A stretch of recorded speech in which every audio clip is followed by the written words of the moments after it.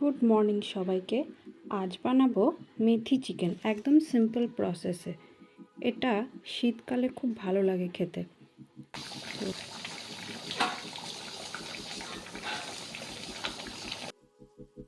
এর জন্য নিয়ে নিয়েছি 500 মতো মাংস, আলু কেটে নিয়েছি, পেঁয়াজ, আদা, রসুন, টমেটো, একটু মেথি শাক নিয়ে নিয়েছি। আমি অল্প নিয়েছি, আপনারা চাইলে আর একটু বেশি নিতে পারেন। আর লঙ্কা গুঁড়ি, হলুদ গুঁড়ি, ধনে, জিরে, পরিমাণ মতো নুন, চিনি আর লেবু নিয়ে নিয়েছি। তো এখানে প্রথমে একটা ম্যারিনেশনের প্রসেস রয়েছে, তো সেটা করব আগে। মাংসটা ম্যারিনেশনের জন্য সামান্য একটু নুন, সামান্য পরিমাণে চিনি, ধনে গুঁড়ি, জিরে গুঁড়ি,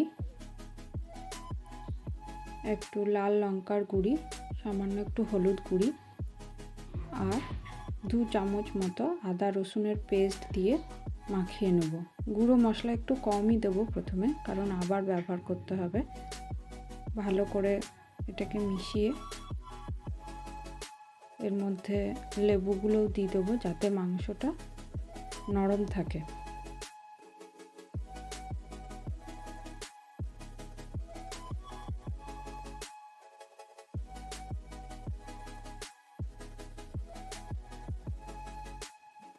কড়াইতে তেল গরম করে আলুগুলো প্রথমে লাল করে ভেজে নেব।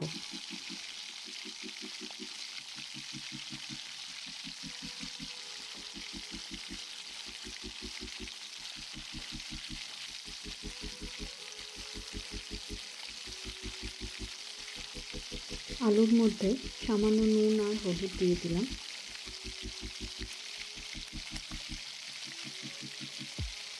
আলুগুলো লাল করে ভাজা হয়ে গেছে, এবার একে একে তুলে নেব।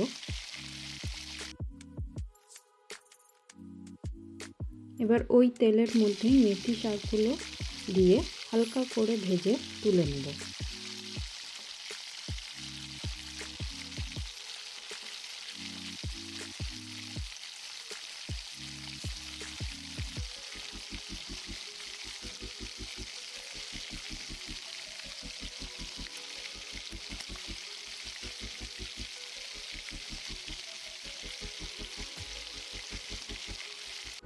এখানে গোটা গরম মশলা নিয়ে নিয়েছি, যার মধ্যে আছে এলাচ, লবঙ্গ, গোলমরিচ, ধনে, জিরে, তেজপাতা আর দারচিনি।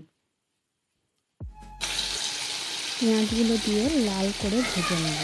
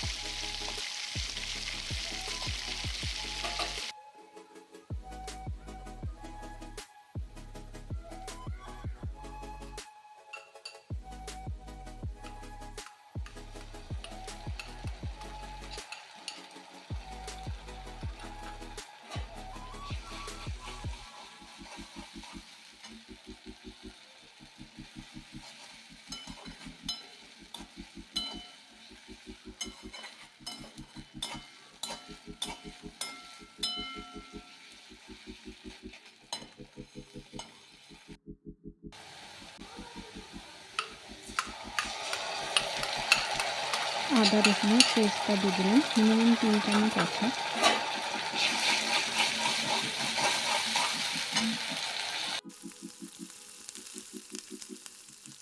এবার একে একে হলুদ গুঁড়ি,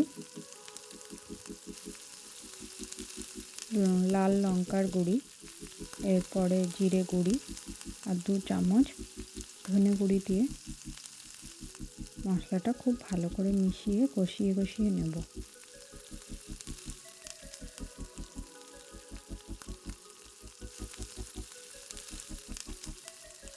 এবার এর মধ্যে কাশ্মীরি লঙ্কার গুঁড়ি, একটু রং যাতে হয়, আর টমেটো বাটাটা দিয়ে ভালো করে মিশিয়ে একদম শুকনো করে কষিয়ে নেব।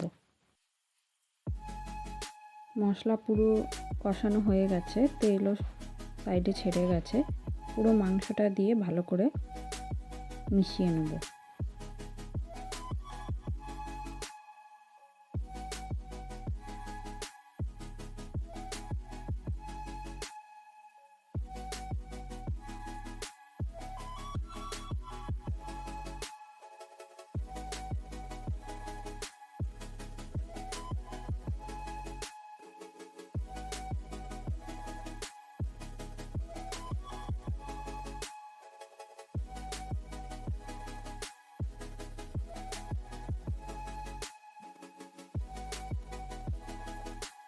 এবার ভাজা আলুগুলো দিয়ে দেবো মাংসের মধ্যে।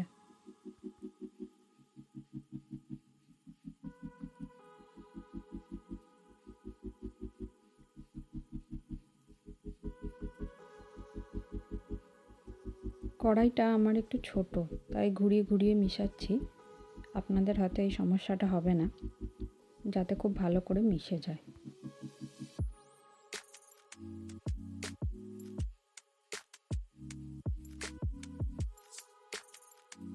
গরম জল দিয়ে ফুটতে দিলাম, ভালো করে সিদ্ধ করে নেব। মাঝে মাঝে একটু তলাটা নাড়বো যাতে ধরে না যায়। খুব বেশি ঝোল হবে না, একটু মাখা মাখাই হবে।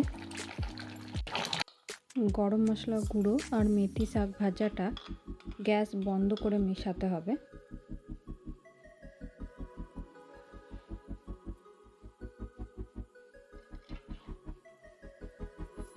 রান্না রেডি।